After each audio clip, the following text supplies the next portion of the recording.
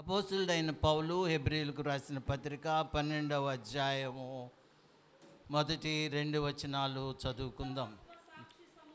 ఇంత గొప్ప సాక్షి సమూహము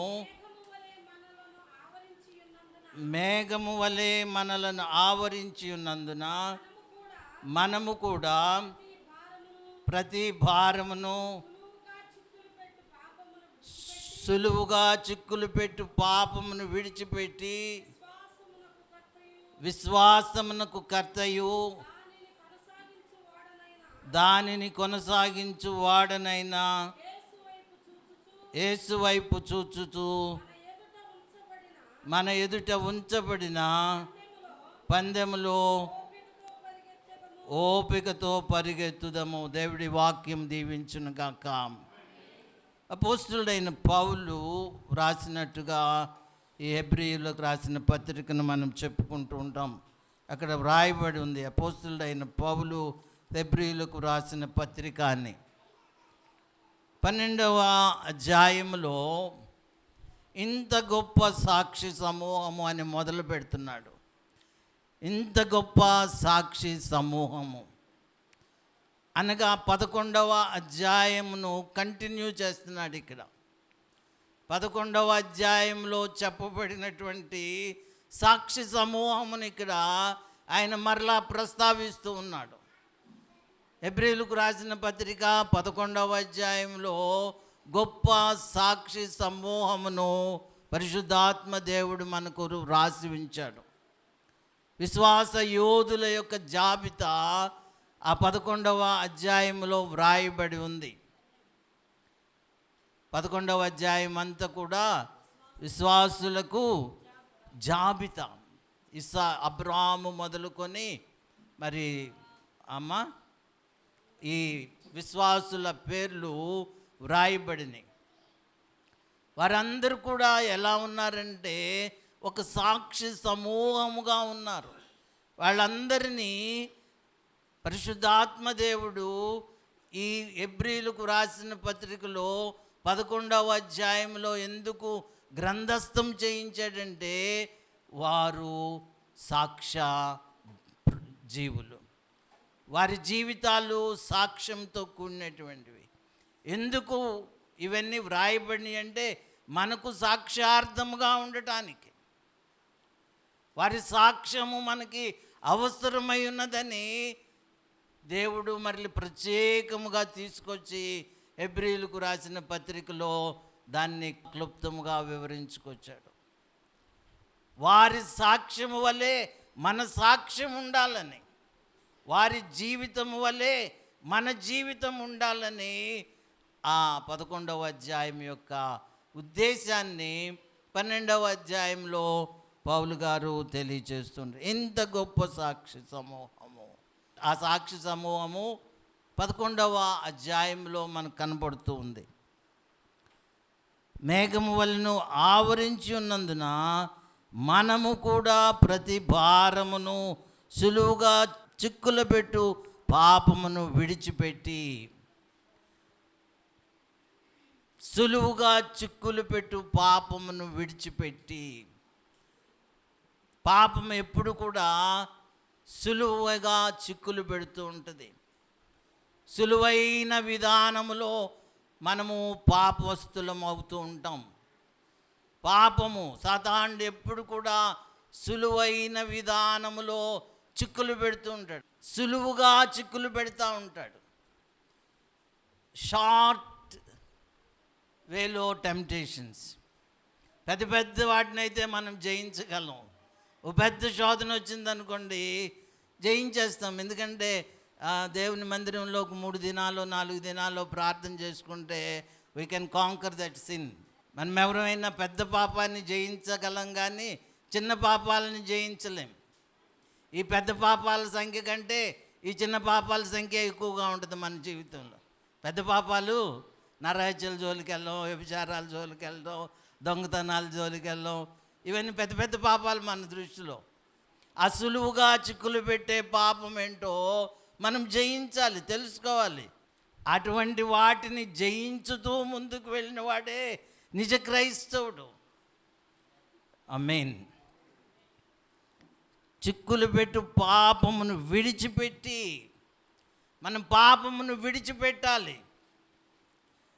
మనం మందిరానికి వెళ్తున్నాం, ప్రార్థన చేస్తున్నాం, వాక్యం చదువుతున్నాం, we're doing all religious things. ఈ మత సంబంధమైన పనులన్నీ బాగానే చేస్తున్నాం. వాక్యం చదువుతున్నాం, ప్రార్థన చేస్తున్నాం, అన్నీ చేస్తున్నాం. కొంతమంది అసలు వాక్యం చదువుడు, ప్రార్థన చేయరు, ఏమీ చేయరు. వాళ్ళకి అసలు దేవుడితో సంబంధమే ఉండదు. కొంతమంది అలా దేవునికి మరీ దూరంగా ఉండిపోతూ ఉంటారు. మనము పాపమును విడిచిపెట్టాలి. దేవుని వాక్యం ఈరోజు మనకి ఏమని గుర్తు చేస్తుందంటే, పాపమును విడిచిపెట్టకపోతే నీకు కఠినమైనటువంటి శిక్ష దేవుడు విధించబోతున్నాడు. హూ ఎవర్ యు ఆర్, నువ్వెవడివైనా సరే, మీరెవరైనా సరే,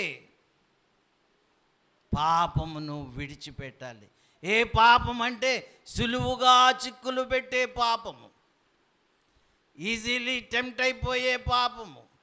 మనలో కూడా ఇంకా చాలా పాపం ఉంది. నాలో, నీలో, అందరిలో. మనమందరం కూడా ఆ పాపము నుండి బయటకు రాకపోతే మన పేర్లు జీవ గ్రంథంలో రాయబడవు, మన పరలోకంలో ఉండము. మన నిరీక్షణ ఏంటంటే there is heaven and hell. పరలోకము, నరకం అనేవి ఉన్నాయి. వాటి మీద నమ్మకం లేకపోతే అసలు మనం దేవుడి దగ్గరికి రానే అక్కర్లేదు. ఈ కాలంలో, ఈ లోకంలో చక్కగా ఎంజాయ్ చేసి బ్రతికి చనిపోవచ్చు. కానీ దేవుడు మనకు ఒక విధి విధానాన్ని నిర్ణయించాడు, ఒక పరలోకాన్ని, ఒక నరకాన్ని.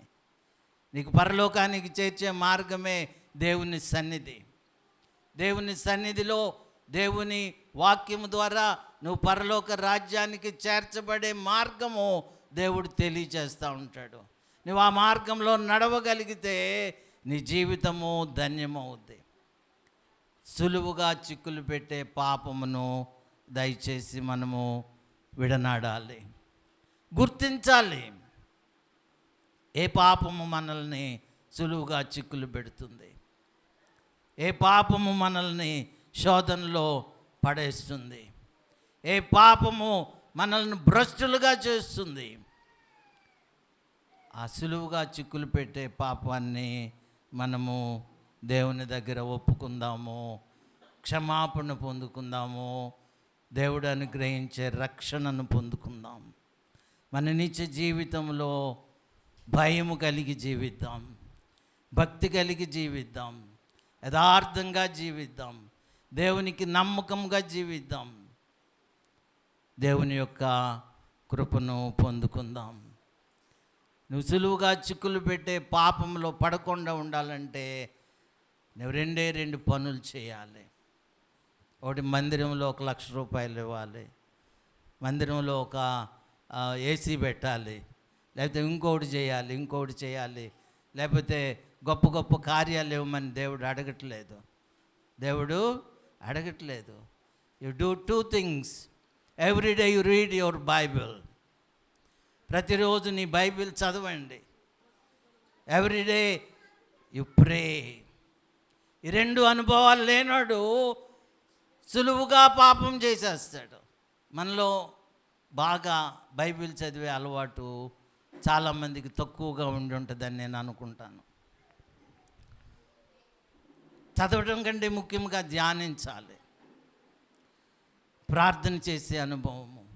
ఎవరి దగ్గర ఈ 2 ఉండవో వారు దేవుని రాజ్యానికి అర్హులు కారు. నువ్వు నిజంగా బైబిల్ చదివి నీ హృదయాన్ని దేవుని వాక్యంతో నింపుకున్నప్పుడు నువ్వు దేవుని బిడ్డగా ఉంటావు. దేవుడు నిత్యము నీతో మాట్లాడుతూ ఉంటాడు, దేవుడు సరిచేస్తూ ఉంటాడు, దేవుడు హెచ్చరిస్తూ ఉంటాడు, నువ్వు నడవలసిన మార్గము దేవుడు నీకు తెలియజేస్తూ ఉంటాడు. కాబట్టి you must read the Bible. నువ్వు ప్రార్థన చేయాలి, నువ్వు దేవుని సహాయం కోరుకోవాలి, పరిశుద్ధాత్మ సహాయం కోరాలి. అప్పుడు పరిశుద్ధాత్మ దేవుడు నిన్ను నీతి మార్గంలో నడిపిస్తూ ఉంటాడు. నీకు ప్రార్థనా జీవితం లేకపోతే, నీకు వాక్యం చదివే అలవాటు లేకపోతే నీ కష్టాలు కష్టాల్లాగానే ఉంటాయి, నీ శ్రమలు శ్రమల్లాగానే ఉంటాయి, నీ ఆర్థిక ఇబ్బందులు ఇబ్బందులుగానే ఉంటాయి.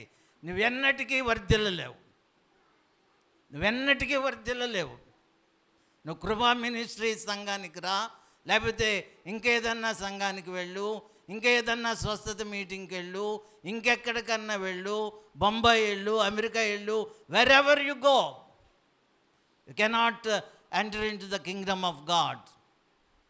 నువ్వు బైబిల్ చదవకుండా, నువ్వు ప్రార్థన చేయకుండా దేవుని రాజ్యంలో నువ్వు ప్రవేశించలేవు. క్యాలెండర్ మీద వాక్యాలు చదువుకుని మనము దేవుని రాజ్యంలో ప్రవేశించలేము. Read your Bible and pray every day, you can win the sin. నువ్వు పాపాన్ని జయించాలి అంటే బైబిల్ చదవాలి. బైబిల్ చదవకుండా బైబిల్ని మనం బోధించకూడదు. బైబిల్ చదవకుండా మన జీవితాన్ని ప్రారంభించకూడదు.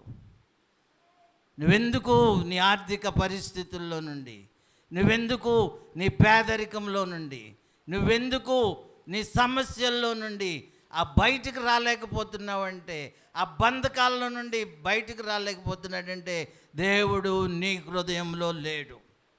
దేవుని వాక్యము నీ హృదయంలో లేదు.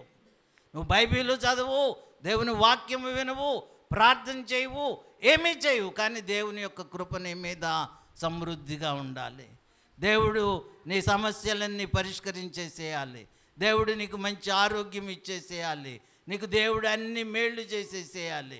దేవుడు అన్ని విధాలుగా నిన్ను వర్ధిల్ల చేసేయాలి. కానీ నీకు చెప్పిన పని నువ్వు ఎన్నడైనా చేస్తున్నావా? నువ్వు బైబిల్ చదువుతున్నావా? ప్రార్థన చేస్తున్నావా?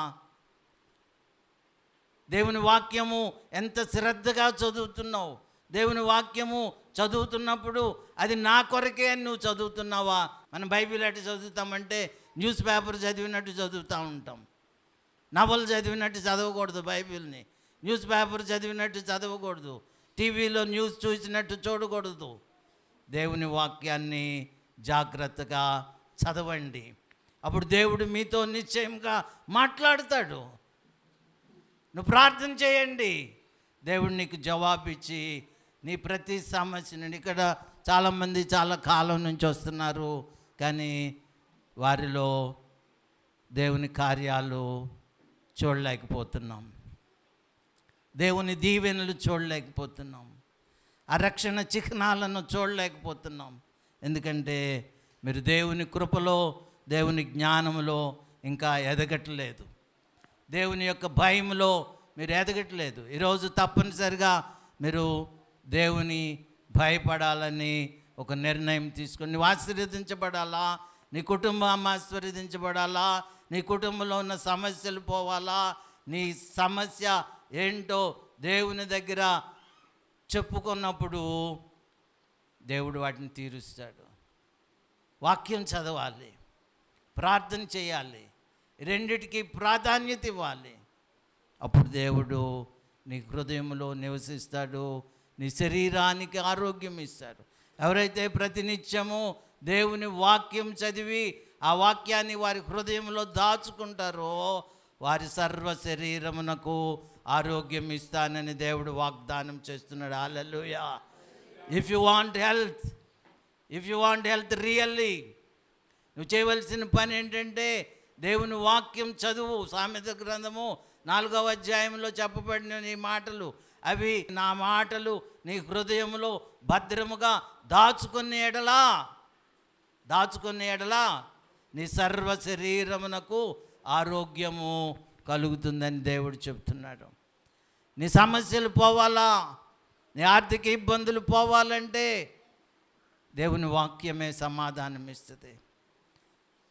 మన ఆర్థిక ఒత్తిళ్ళు పోవాలి అంటే, మన కుటుంబ సమస్యలు, మన బిడ్డల భవిష్యత్తు, ఇవన్నీ దేవుని దృష్టిలో పరిష్కరించబడాలి అంటే నువ్వు ప్రార్థనాపరుడు కావాలి, వాక్య ధ్యానం చేసే వ్యక్తిగా మారాలి. ఈ రెండు పనులు చేయకుండా నువ్వు దేవుని యొక్క సన్నిధిని, దేవుని యొక్క కృపను పొందలేవు కదా, పొందలేవు. ఇంపాసిబుల్. నువ్వెన్ని మందిరాలకు వెళ్ళినా, ఎక్కడ తిరిగినా, ఏం చేసినా, ఎంత దైవజనుడు ప్రార్థన చేసినా అవేం కార్యాలు జరగవు. ముందు నువ్వు మారు మనసు పొందాలి, నువ్వు రక్షణ పొందాలి, నీ జీవితాన్ని దేవుడికి అప్పచెప్పుకోవాలి, వాక్యం చదవాలి, ప్రార్థన చేయాలి, భక్తి చేయాలి, దేవునిలో స్థిరముగా నిలబడాలి. అప్పుడు దేవుడు ఏది చేయమంటే అది చేస్తాడు. హల్లెలూయా. వాట్ ఎవర్ యు వాంట్, నువ్వేది అడిగితే, నా నామమున మీరు ఏది అడిగినా మీకు ఇస్తానని దేవుడు అంటున్నాడు. అయితే మనం దేవుడు చెప్పినట్టు చేయాలి, దేవుడు చెప్పిన పనులు చేయాలి. దేవుడు ఎంతమంది మాట విని ఎన్ని రకాల పనులు చేశాడు. వాళ్ళు కూడా మనలాంటి మానవులే. ప్రవక్త అయిన ఏలియా ఉన్నాడు. 3 సంవత్సరాలు వర్షము కురవకూడదంటే 3 సంవత్సరాలు వర్షము ఆగిపోయింది. 3 సంవత్సరాలు వర్షం కురవలేదు. ఎవరి మాట చొప్పున? ఏలియా మాట చొప్పున. ఏలియా చెప్పాడు, వర్షం కురవదు అన్నాడు, వర్షం ఆగిపోయింది. వర్షం కురుస్తుంది అన్నాడు, వర్షం కురిసింది. మీరు రాజుల గ్రంథం చదవండి. యెహోషువ ఉన్నాడు, మోషే పరిచారకుడైన యెహోషువ. యుద్ధం జరుగుతూ ఉన్నప్పుడు, యుద్ధం సాయంకాలానికి అయిపోవాలి, కానీ టైం అయిపోతుంది. అప్పుడు యెహోషువ ప్రార్థన చేశాడు, ఈ యుద్ధం అయిపోయే వరకు సూర్యచంద్రులు నిలిచి ఉండాలని ప్రార్థన చేశాడు. అది నిలిచిపోయినాయి. ఒక్క మాటకి సృష్టి క్రమము ఆగిపోయింది. ఎంత గొప్ప దేవుడు అండి. సూర్యచంద్రులు వాళ్ళ గమనాన్ని గతులు తప్పినాయి. అంత గొప్ప కార్యాలు చేస్తాడు దేవుడు.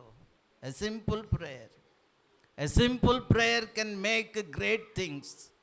నువ్వు నిజంగా విశ్వాసివైతే నువ్వు గంటల తరబడి ప్రార్థన చేయక్కర్లేదు. ఒక్క చిన్న మాటకు దేవుడు జవాబు ఇస్తాడు. ఆమేన్. నువ్వైనా నేనైనా అనుభవంలోనికి వస్తే మనం ధన్యులం. దేవుడు మాకు, అమ్మగారికి నాకు స్వస్థత వరాలు ఇచ్చాడు. మేము ఎవరికి చెప్పుకోం. అమ్మగారికి కొన్ని దర్శనాలు వస్తూ ఉంటాయి, జరగబోయే విషయాలు తెలియజేస్తూ ఉంటాడు. మేము ప్రార్థన చేస్తే దేవుడు తప్పనిసరిగా వారి జీవితాల్లో కార్యాలు జరిగిస్తూ ఉంటాడు, స్వస్థతని ఇస్తూ ఉంటాడు. కానీ మా పిలుపు అది కాదు. కొంతవరకే ఎవరి కొరకు దాన్నే మోసుకుని, దాన్నే అడ్డం పెట్టుకుని పరిచర్య చేయాలని మేము అనుకోలేదు.